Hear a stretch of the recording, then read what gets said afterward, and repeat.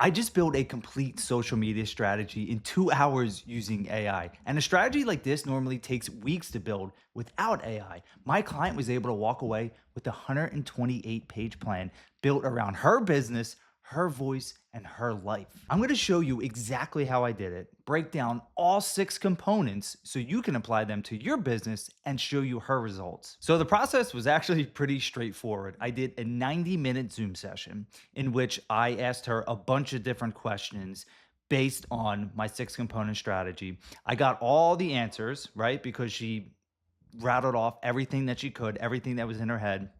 I took the text transcript, put it into Claude, which is the AI system that I use, and then it helped me to create the 128-page document.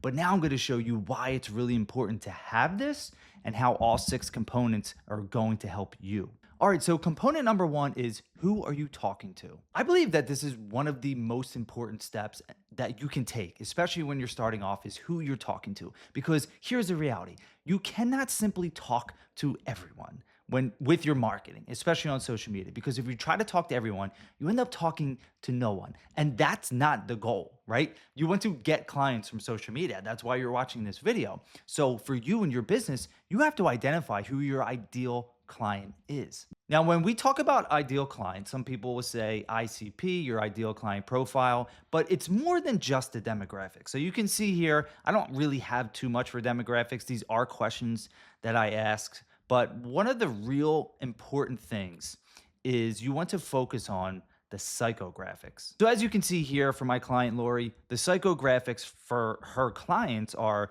they have the surface problems, right? Which is, I want to train my dog to get better. But the actual problem is, I want my dog to reach their full potential, and I want to be the person who can help them get there. And I want a structured path with clear goals and not just random training. Now, when you go deeper, especially for your business, it's not just the surface level stuff that people tell you. There's already always something that's underlying what's going on in their life that they need your product or service to help them figure out. And until you can figure that out, it's going to be difficult to target your ideal person because you don't know what they actually want or what they actually need. Another important thing to think of when you're talking about psychographics is who your ideal client is not. Like, this is really interesting because not a lot of business owners think about this.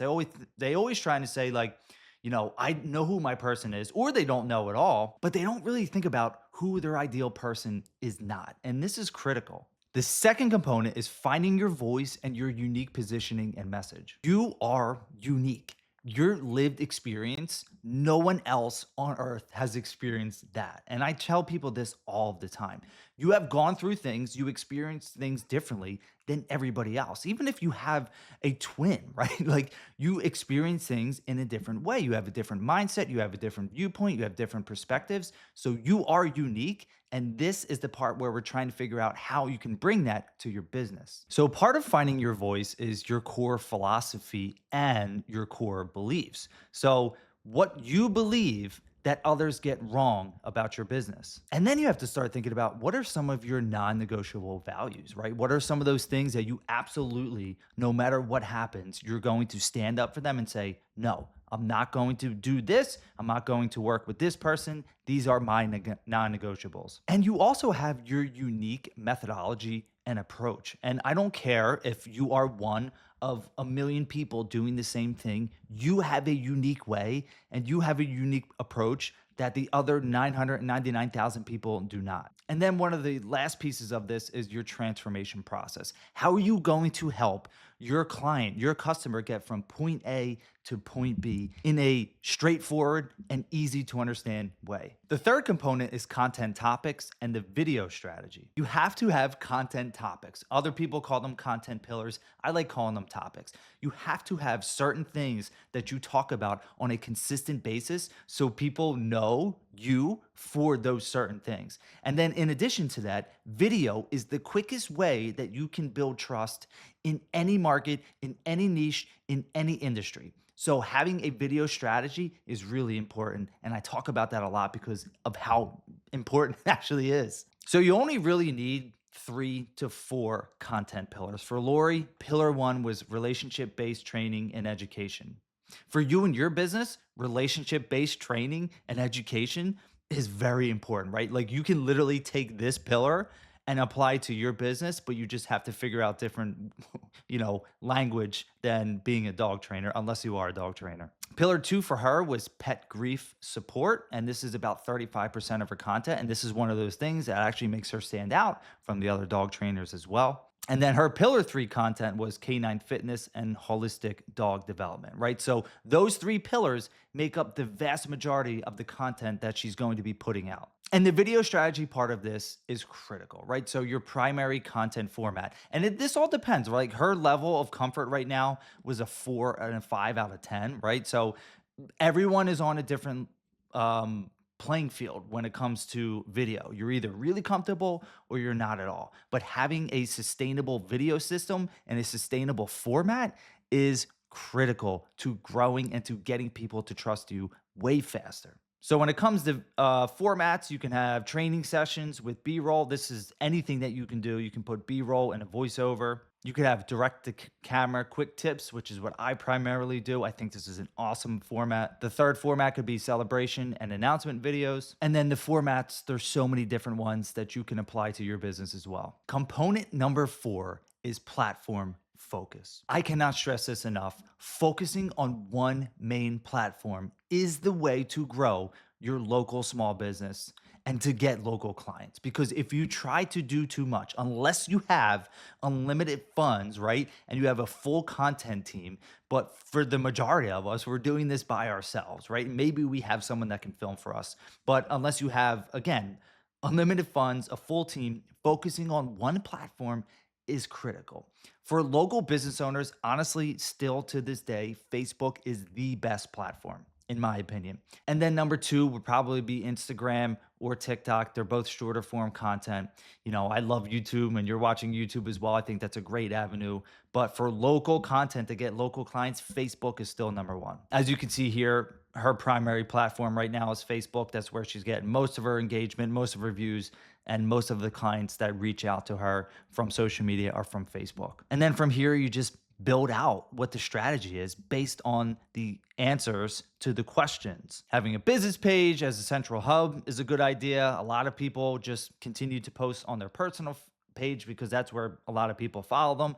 I think that's probably the best. I'm not going to say that having a business page is a bad idea, but you're going to get the most engagement from your personal account. Component number 5 is community building. So community building is probably the number 1 way that I grew on Facebook, right? And that is creating a community around your business where you can get other like-minded people to be a part of that. This is how you're going to turn followers into actual clients. Now, one of the awesome things that Lori did a few months ago was she created her own community.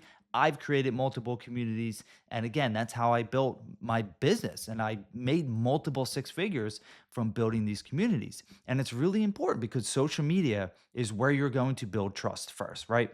And then offering your services to people who are already ready. They already know you, right? So they feel like they have some kind of connection to you already. That's why I believe that community building is one of those things that is so important that a lot of business owners, they miss this. They simply miss it because they don't think about it or they just don't know about it. So what community means for your business, you get peer community among clients, you get follower community and local training community. And this is huge because they are going to join this community for some kind of shared reason, right? You can build, it doesn't have to be exactly about what your business is either. I didn't do that. I built a community around my neighborhood. And that was important, right? Because there wasn't one at the time that was big. And when I built it around the neighborhood and I started getting a lot of people to join, and then they were associating me with my previous business. And then when they needed that service, they would reach out and they'd say, "Oh, Shawn, you know what's going on in the neighborhood. Can you help me?" And that is how you build a massive business off of community building. And the 6th and final step is consistent execution. Sustainability when it comes to social media is critical. You have to do this, right?